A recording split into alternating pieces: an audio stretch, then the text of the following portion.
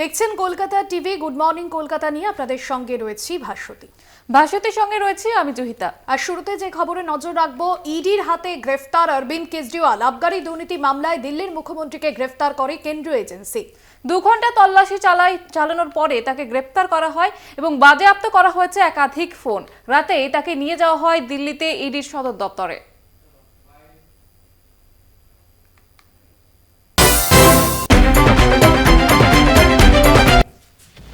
আবগারি দুর্নীতি মামলায় গ্রেপ্তার দিল্লির মুখ্যমন্ত্রী অরবিন্দ কেজরিওয়াল। দিল্লির হাইকোর্টে রক্ষা কবচের মামলা খারিজ হতে 12 জন ইডি অফিসার দিল্লিতে কেজরিওয়ালের বাসভবনে পৌঁছন। 2 ঘন্টা তল্লাশি অভিযানের পর ইডি গ্রেপ্তার করে দিল্লির মুখ্যমন্ত্রীকে। অরবিন্দ কেজরিওয়াল এবং পরিবারের অন্যান্য সদস্যদের ফোন বাজেয়াপ্ত করে নেওয়া হয়। ইডি আধিকারিকেরা কেজরির বাড়িতে পৌঁছতেই তাঁর বাড়ির বাইরে আপ সমর্থকরা ভিড় করে বিক্ষোভ দেখাতে থাকেন। বিশাল সংখ্যক পুলিশ বাহিনী কেজরিওয়ালের বাড়ির বাইরে মোতায়েন করা হয়। র্যাব, সিআরপিএফ এর জওয়ানরা ঘিরে রাখে গোটা এলাকা। কেজরিওয়ালের বাড়ির বাইরে 144 ধারা জারি করা হয়েছে। শারীরিক পরীক্ষার পর কেজরিওয়ালকে নিয়ে যাওয়া হয় এপিজে আব্দুল কালাম রোডে ইডির সদর দপ্তরে।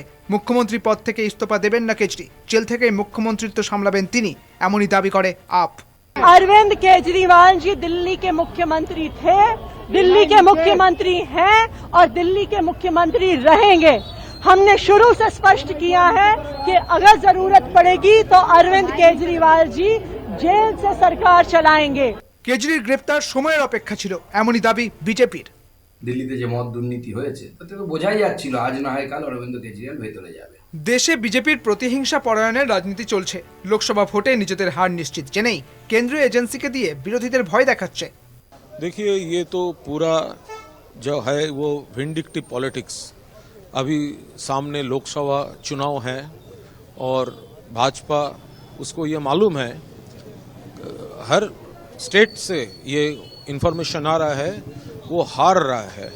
इसीलिए नॉन बीजेपी जो पार्टीज है, नॉन बीजेपी जो लीडर्स है, उसका ऊपर दबाव डालने के लिए, डिस्टर्ब करने के लिए, मैलाइन करने के लिए वो एजेंसी को इस्तेमाल बुरी तरह से इस्तेमाल कर रहा है। কেজরির গ্রেপ্তারিতে ইতিমধ্যে দেশ জুড়ে নিন্দার ঝড় উঠেছে।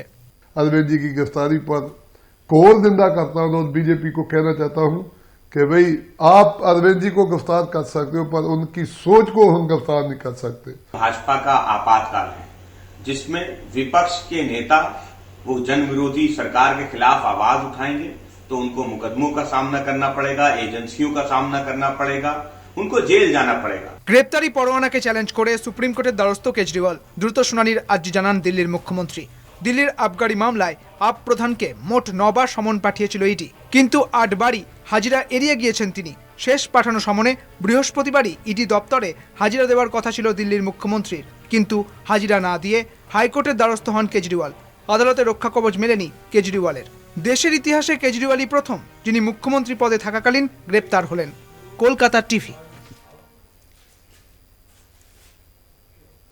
সুভাষগ্রামে মর্মান্তিক ঘটনা। মামাবাড়ি থেকে উদ্ধার যুবকের ঝুলন্ত দেহ। মৃতের নাম দেবাশিস সেনগুপ্ত। পরিবারের তরফে অভিযোগ, নাগরিকত্ব চলে যাওয়ায় আতঙ্কে ভুগছিলেন যুবক। প্যানিক অ্যাটাক হতো তার। এই ঘটনা সোশ্যাল মিডিয়ায় পোস্ট করে মোদী সরকারকে তোপ তৃণমূলের, পাল্টা গ্রেফতারির হুঁশিয়ারি বিজেপির। ভোটের মুখে দেশ জুড়ে লাগু হয়েছে সিএএ, যার বিরোধিতায় সোচ্চার তৃণমূল কংগ্রেস সহ বিরোধীরা। এই আবহেই কলকাতায় মর্মান্তিক ঘটনা। সুভাষ গ্রামে মামা বাড়িতে গলায় ফাঁস যুবকের। মৃতের পরিবারের অভিযোগ, নাগরিকত্ব চলে যাওয়ার আতঙ্কে ভুগছিলেন যুবক। নেতাজি নগরের নারকেল বাগানের এই বাড়িতেই থাকতেন দেবাশিস সেনগুপ্ত।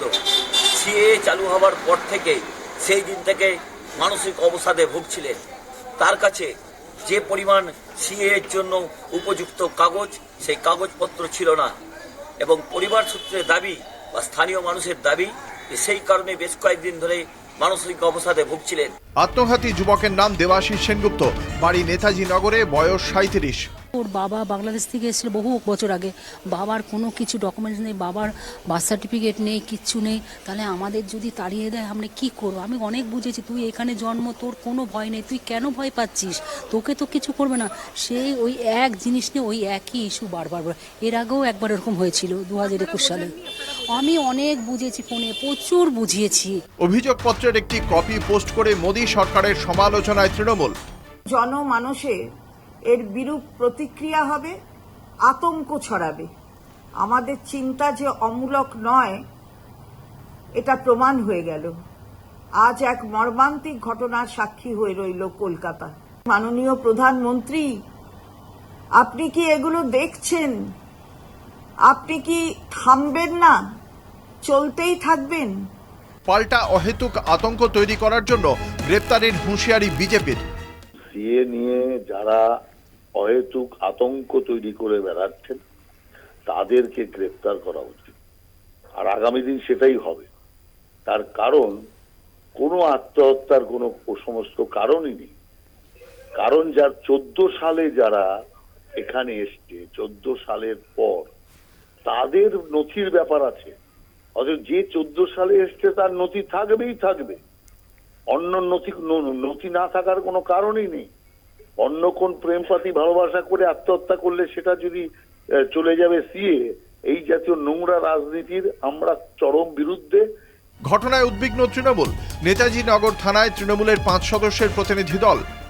ছেলেটি নাকি বিগত 15-20 দিন ধরে ওর প্যানিক অ্যাটাক হচ্ছিল, বারবার করে বলছিল সিএ হবে, আমাকে 14 বছরের জন্য জেলে পাঠিয়ে দেবে, আমার ভোটার কার্ডের বানান ভুল আছে, নাকি ইয়ার অফ বার্থ ভুল আছে, তার জন্য ওকে বাংলাদেশ পাঠিয়ে দেবে, জেলে পাঠিয়ে দেবে। এবং এর আগেও নাকি 2019-20 সালেও নাকি ওর এনআরসির সময়ও এই ধরনের প্যানিক অ্যাটাক হতো।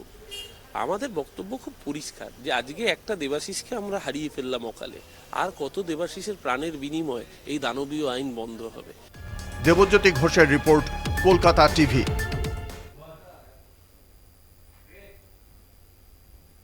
গুড মর্নিং কলকাতায়, সময় এখন একটা বিরতি। ফিরছি বিরতির পর, সঙ্গে থাকুন। ফিরে এলাম বিরতির পর। ডিজির পর এবার ডিএম, 4 জেলার জেলা শাসককে সরালো নির্বাচন কমিশন। আরও 3 রাজ্যে জেলা শাসককে সরানোর নির্দেশ দিয়েছে কমিশন। কমিশনের বক্তব্য, আইপিএস এবং আইএএস পদমর্যাদা না হলে তাকে নির্বাচনের কাজে যুক্ত করা যাবে না।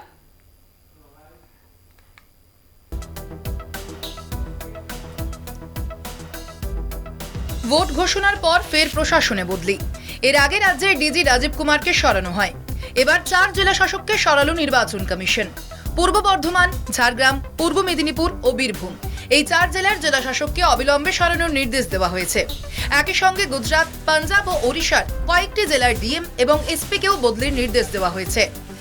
4 জেলার ডিএম বদল: পূর্ণেন্দু মাঝি, বীরভূম; সুনীল আগরওয়াল, ঝাড়গ্রাম; তনভীর আফজল, পূর্ব মেদিনীপুর; বিধানচন্দ্র রায়, পূর্ব বর্ধমান। কমিশনের বিজ্ঞপ্তিতে স্পষ্ট, ওই 4 জেলার জেলা শাসকেরা কেউই আইএএস ক্যাডারের অফিসার নন, তারা ডব্লিউবিসিএস আধিকারিক। পুলিশ সুপারদের ক্ষেত্রেও এই একই নিয়ম প্রযোজ্য। আইপিএস পদমর্যাদার না হলে তাদেরও সরিয়ে দেওয়ার নির্দেশ দিয়েছে কমিশন। কমিশন জানিয়েছে নির্বাচন পরিচালনার কাজে এদের যুক্ত রাখা যাবে না। এতই যদি কনফিডেন্ট, এইসব বদলি টদলি করার দরকারটা কি হচ্ছে? বারে বারে বদলি যাই করুক না কেন, তাতে কিছু যায় আসবে না, কিন্তু এই সব কাজগুলোই বুঝিয়ে দেয় যে আসলে বেঙ্গল হচ্ছে একটা টার্গেট, এখান থেকে সরিয়ে দাও, অফিসার সরিয়ে দাও। তো আমরা বলতে চাই যে ইলেকশন কমিশন নিশ্চয়ই ভেবে দেখবেন, টার্গেট করে কোনো কিছু করা যাবে না বাংলায়। ঠিকই করেছে। গণতান্ত্রিক বন্দোবস্ত এবং ব্যবস্থা, গণতন্ত্রের কথা তো মুখে বললে হবে না। গণতান্ত্রিক বন্দোবস্ত এবং ব্যবস্থা ফুল প্রুফ করতে হলে মানুষের গণতান্ত্রিক যে অধিকার সেটা প্রয়োগ করতে গেলে যা যা করা উচিত EC should do that and doing that. নির্বাচন কমিশন এইভাবেই হয়তো নির্বাচনের নিরপেক্ষতা স্থির করতে চাইছেন, কিন্তু এত আইএএস অফিসার বা আইপিএস অফিসার কি আছে এই রাজ্যে, তা তো আমার জানা নেই। বহু রাজ্যেই হয়তো নেই, সেজন্য অনেক ক্ষেত্রেই তো অসুবিধা হয়ে যাবে। নির্বাচন কমিশনকে সেটা তো ভাবনা চিন্তা করতে হবে। বিধানচন্দ্র রায় 1 মাস 20 দিন হলো পূর্ব বর্ধমানের জেলা শাসক পদে রয়েছেন। 1 সপ্তাহ আগে পূর্ব বর্ধমানের জেলা শাসক পদে নিযুক্ত হন মুক্তা আর্য। তিনি এখনো দায়িত্ব গ্রহণ করেনি। নির্বাচন কমিশন সেই নাম প্রত্যাহার করে ফের নতুন জেলা শাসক নিয়োগ করছে পূর্ব বর্ধমান জেলায়। পূর্ব মেদিনীপুরের জেলা শাসক তনভীর আফজল ফোনে তার প্রতিক্রিয়া জানিয়েছেন। ক্যাডার পোস্ট মানে ডিএম এর পোস্ট হচ্ছে শুধু আইএএস দের জন্য আর কি। আইএএস ছাড়া বিসিএস রা থাকলে ইলেকশনের সময় নাকি ওটা লেভেল প্লেইং ফিল্ড হয় না। দেখুন এই ভাষাগুলি তো লেখা আছে ওর মধ্যে। লোকসভা নির্বাচনের দিনক্ষণ ঘোষণার পরেই আদর্শ আচরণবিধি লাগু হয়েছে। সেই আবহেই রাজ্য পুলিশের ডিজি ও বিভিন্ন জেলার জেলা শাসকদের বদলের সিদ্ধান্ত নিয়েছে জাতীয় নির্বাচন কমিশন। সত্যসুন্দর ভট্টাচার্যের রিপোর্ট, কলকাতা টিভি। গার্ডেন রিচের বেআইনি বহুতল নির্মাণ প্রশাসনের নজর এড়িয়ে হয়নি। ভেঙে পড়া বাড়ি নিয়ে প্রশাসন কি পদক্ষেপ নিয়েছে তা নিয়ে সওয়াল প্রধান বিচারপতি টি.এস. শিবজ্ঞানমের ডিভিশন বেঞ্চের। ক্ষতিগ্রস্তদের সাহায্যের নির্দেশ কলকাতা হাইকোর্টের। মেয়রের সাহায্যের প্রতিশ্রুতি নিয়ে রিপোর্ট জমা নির্বাচন কমিশনে।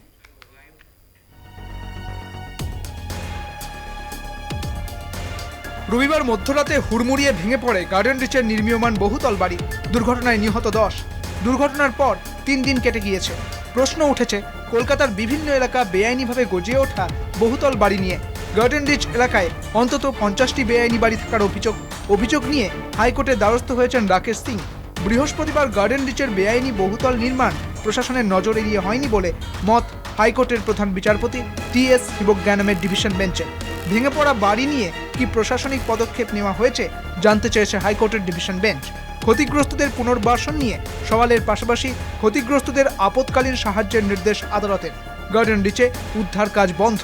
ধ্বংসস্তূপে আরও কেউ আটকে থাকলে তাদের কি হবে তা নিয়ে প্রশ্ন আদালতের। উদ্ধার কাজ চলবে বলে জানিয়েছেন মেয়র ফিরহাদ হাকিম।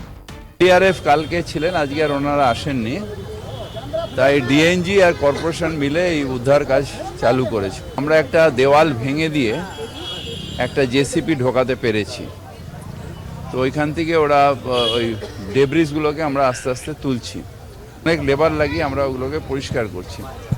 আর ডিএনজিও তারা নিজেরা ওই ওপর দিয়ে কাটার দিয়ে কাটছে।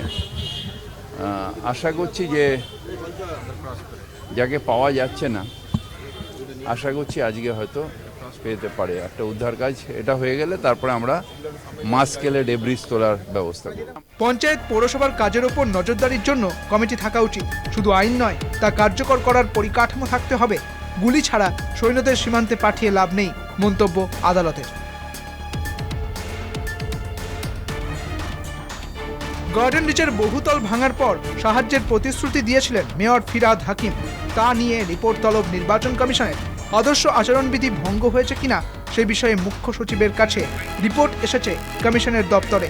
সেই রিপোর্ট দিল্লিতে জাতীয় নির্বাচন কমিশনে পাঠানো হয়েছে।